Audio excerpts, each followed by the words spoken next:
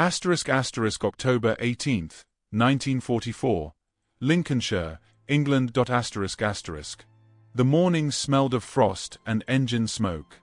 A lorry rattled down a country road, its wooden sides draped with mud and silence. Inside sat 20 German soldiers, wrists resting on their knees, eyes hollow from sleepless nights. Their breath fogged in the cold air, mixing with diesel fumes. None spoke. The war had ended for them, but the fear had not. Heinz Bauer sat near the back, his uniform torn at the sleeve, a rosary bead hidden in his palm. 23 years old, once a radio operator, now a prisoner of an invisible verdict. In his head, the same stories looped, rumors whispered across the channel. The British shoot prisoners. They dig trenches first, then make you stand inside them. Every rumor had its own tone of authority, its own certainty. The truck slowed near a flat expanse of farmland where windmills creaked against the pale sky. A wooden sign read Camp number 198. A gate, barbed and indifferent, waited. On the other side, a few British soldiers leaned against a jeep, smoking. One flicked his cigarette into the mud as the Germans were ordered out. "Line up," a voice said. Calm. Tired. Not angry. Heinz stepped into the cold. His boots sank in soft earth. A British corporal in a long coat approached, clipboard in hand, eyes red from the wind. Name, rank, number. Heinz hesitated, expecting a blow for slowness, but none came. He answered mechanically, his voice cracking. The corporal nodded, wrote it down, moved on. Each man was processed with the same dull rhythm. No shouting, no insults, no rifles pointed at heads. Just order. The absence of cruelty felt unbearable. They were led through the gates to rows of wooden huts painted military brown. Smoke rose from chimneys. Chickens pecked between wire posts.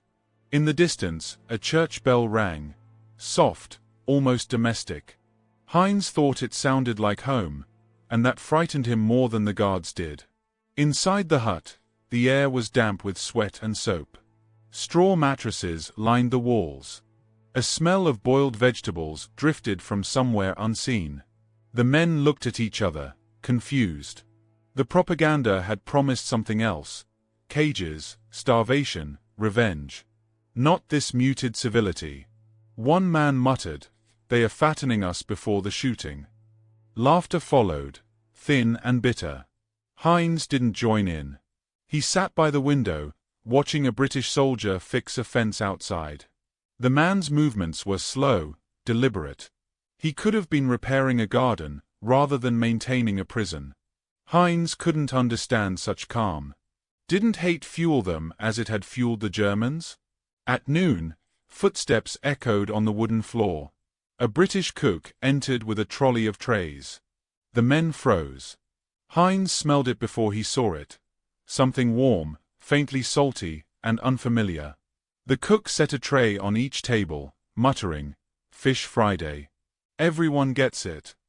On the plate lay a piece of white fish, boiled potatoes, a slice of bread. No ceremony, no trick. Steam curled upward, real and comforting. Heinz stared at it as though it were a trap. A few men refused to touch theirs. Others ate greedily, half expecting bullets to follow. Heinz waited, then picked up his fork. The fish flaked easily, mild and hot. He chewed once, then twice. The taste was plain but human. Nothing exploded. No guard laughed. Only the clatter of cutlery filled the silence. Across the room, Karl, his comrade from Bremen, whispered, "So this is British mercy? Feeding the condemned?"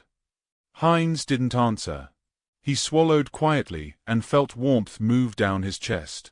It wasn't mercy or cruelty, it was something else, something impossible to name. Outside, the afternoon light thinned. The wind turned sharp, bringing the smell of sea salt across the fields. The prisoners were marched out again for headcount. Heinz caught a glimpse of the horizon, flat, endless, and grey. He wondered if the North Sea lay just beyond it. A guard walked past, humming under his breath. It was a tune Heinz recognized, Abide with me star.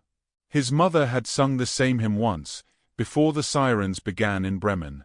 The sound cracked something inside him. That night, in the barracks' dim light, Heinz couldn't sleep. The men snored or muttered in dreams. He stared at the ceiling beams, tracing patterns in the wood. The meal still lingered on his tongue. He tried to remember the last time he had eaten without fear. He couldn't. He thought of what his sergeant had said before surrendering. The English are wolves dressed as men. You'll see. But the wolves had offered fish and bread. A kind of unease settled over him. Not relief, but confusion. The cruelty he'd prepared for had not come. Instead, something softer, harder to fight. Decency. He turned on his side, whispering to himself in German, "They don't want to kill us." The words felt treacherous. Somewhere outside, the guard still hummed at him. It drifted through the cracks in the wall, mingling with the cold. Heinz listened until his eyes closed. He didn't dream of home that night, or of victory, or even survival. He dreamed of a simple meal shared between enemies who refused to act like enemies. When dawn came, mist coiled above the camp like breath on glass.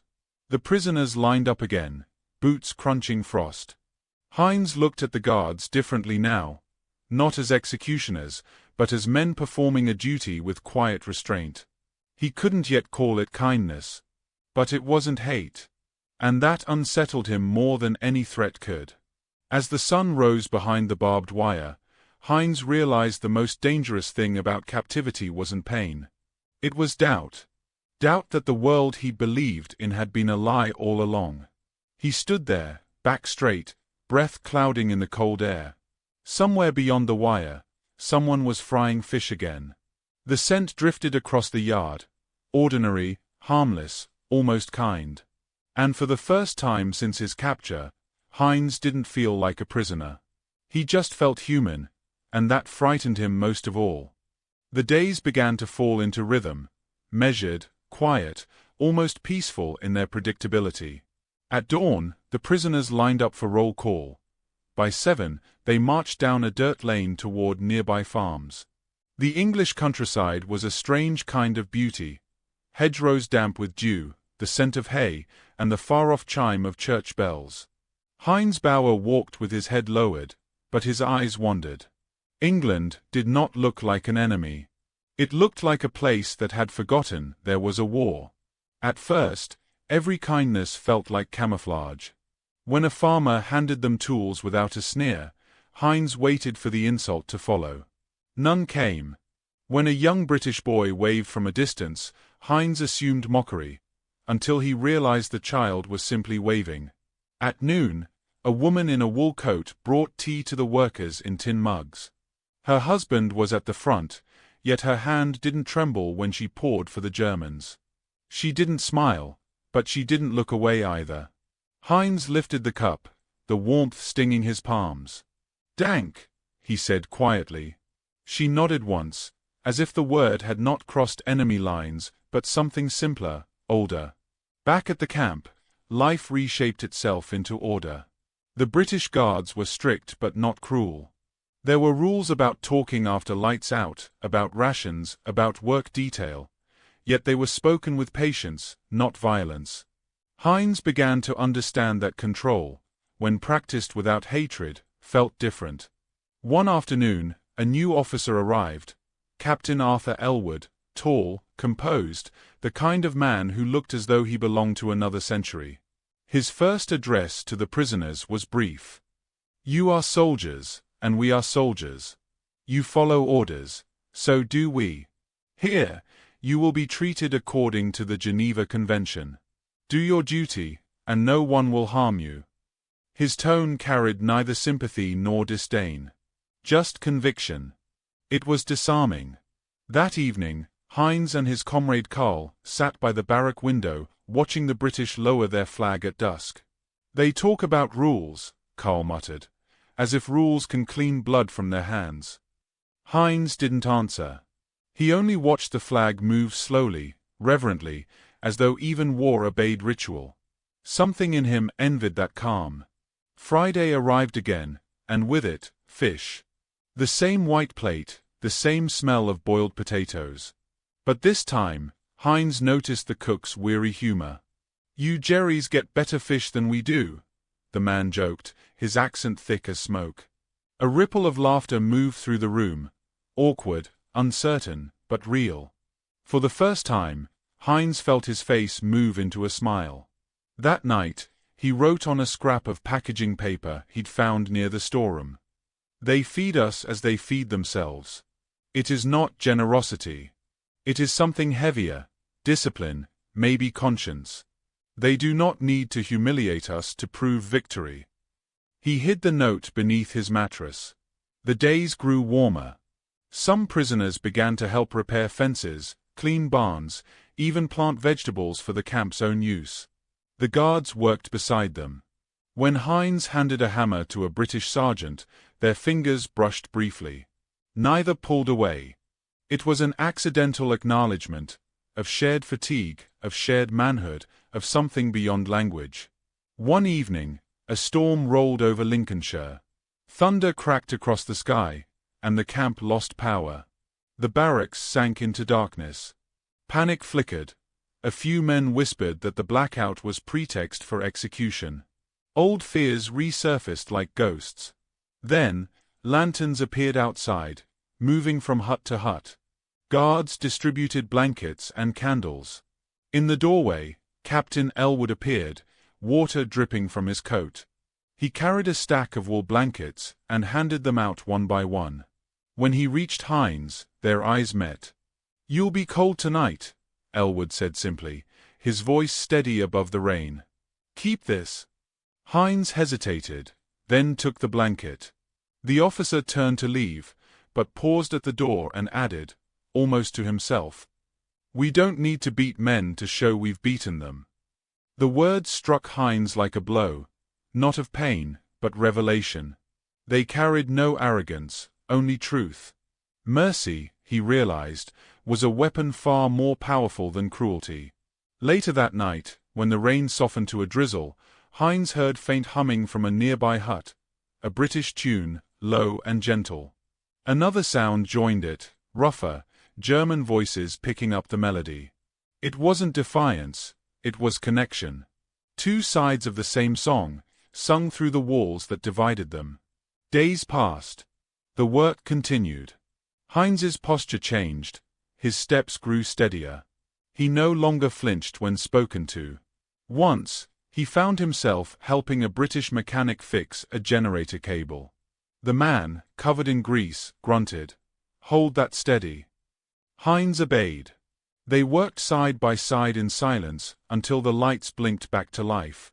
When the mechanic wiped his hands, he offered Heinz a cigarette. Heinz shook his head, smiling faintly. The gesture mattered more than the smoke. As the camp lights glowed again, Heinz caught his reflection in the window, thinner, older, but strangely calm. The face looking back was not the frightened boy who had clutched his mess tin on arrival. Something had shifted. That night, as the prisoners prepared to sleep, Carl whispered from the next bunk, "You think they'll ever let us go?" Heinz didn't answer right away.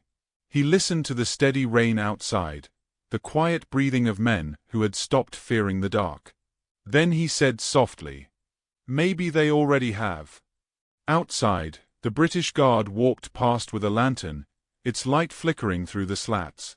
The wind carried the faint smell of the sea, salt and smoke, clean and endless. Heinz turned on his side and pulled the wool blanket tighter around his shoulders. It still held the faint warmth of the officer's hands. For the first time since the war began, he slept without dreaming of escape. And somewhere beyond the wire, the sound of the generator hummed, steady, alive, bridging two worlds that no longer felt entirely opposed. By spring of 1945, the air itself seemed to carry news. Crows circled lower. Letters arrived more frequently for the guards, fewer for the prisoners. The British no longer spoke in whispers near the wire. They spoke openly. Germany was collapsing. Hitler was gone. The Reich Heinz had sworn loyalty to existed now only as rumor and ash. The mornings at Camp 198 had softened. Snowdrops bloomed near the fences. The prisoners were allowed to walk freely within the perimeter, some tending small vegetable patches as if rehearsing normal life. Heinz often helped the British cook in the kitchen. His hands, once used to calibrate radio dials, now filleted fish with quiet precision.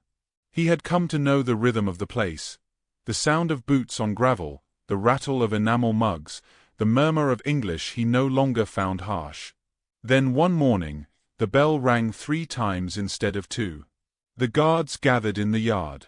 A British sergeant unfolded a telegram and read aloud, **, all German forces have surrendered unconditionally. **. Silence rippled through the camp. Some prisoners dropped their tools. Others simply stared at the ground, too numb for grief. Heinz stood still, his hands coated with flour from the morning's bread. He didn't feel defeat, only release, like a door had been opened somewhere inside him. Later that afternoon, Captain Elwood entered the mess hall. His posture was the same as ever, straight-backed, formal, but something in his face had changed. Fatigue, perhaps. Or empathy. "It's over," he said quietly. "You will be repatriated soon. We will treat you as we have treated you, with order and dignity." He paused, scanning their faces. "I hope you will carry that back with you."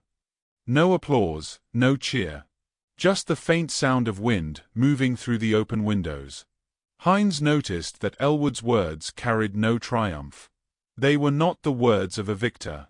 They were the words of a man who wanted the war to mean something more than survival. That evening, the cooks prepared one last meal for the German prisoners before departure orders were to be read. The same smell filled the hall: fish frying in shallow pans, potatoes boiling, bread warming by the stove. Heinz smiled to himself. Of course it would be fish. The same dish as their first day in captivity. The same dish that had made them question everything. He sat at the long table among his comrades, the room lit by a single hanging bulb. Across from him, Karl looked older, beard unshaven, eyes hollow but calm. "Strange," Karl murmured, "to think we were afraid of this food once." Heinz nodded. Maybe it wasn't the food. Maybe it was what it meant. They ate slowly. Each bite carried memory, fear, disbelief, hunger, and something beyond all of them: gratitude. Around them, conversation grew in low tones. Laughter even surfaced, cautious, fragile. After the meal, Heinz approached the cook who had served them since that first week. "We never thanked you," he said in broken English. The man shrugged, wiping his hands. "You don't thank people for doing what's right." Heinz wanted to respond, but his throat tightened. He simply nodded, then returned to his bunk. That night, the camp was quiet. No orders shouted, no boots clanging. Only the soft murmur of men preparing to leave the strange place that had retaught them what humanity looked like. When dawn came, the prisoners assembled near the gate, their few belongings packed. A truck waited beyond the wire, its engine idling gently. Captain Elwood stood nearby with a clipboard, calling names. Each man received a small packet of documents, rations for the journey, and a handshake if he extended one. When Heinz's name was called, he stepped forward. Elwood handed him his papers, clean, folded, official, and said, "You served your country.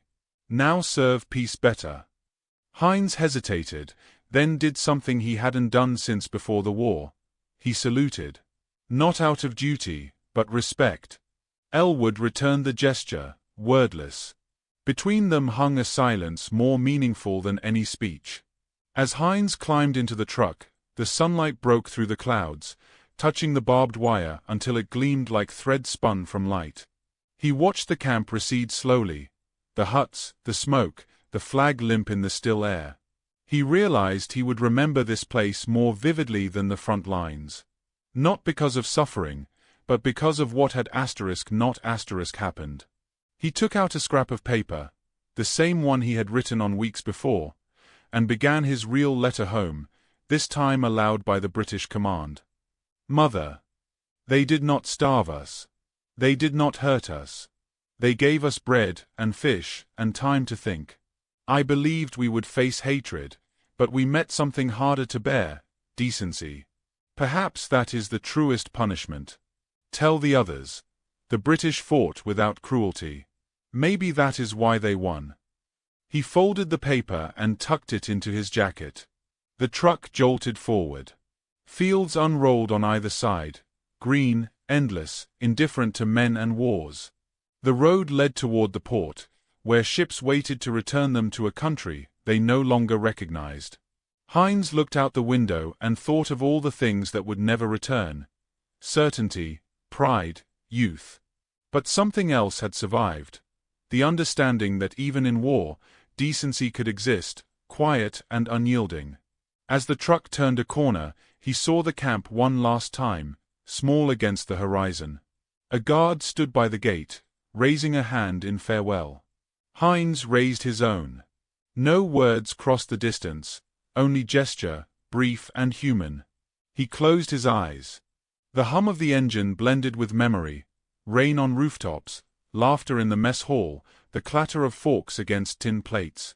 The sound of ordinary life returning after extraordinary cruelty. A narrator's voice could have spoken then, measured and reflective, the tone of history rather than drama.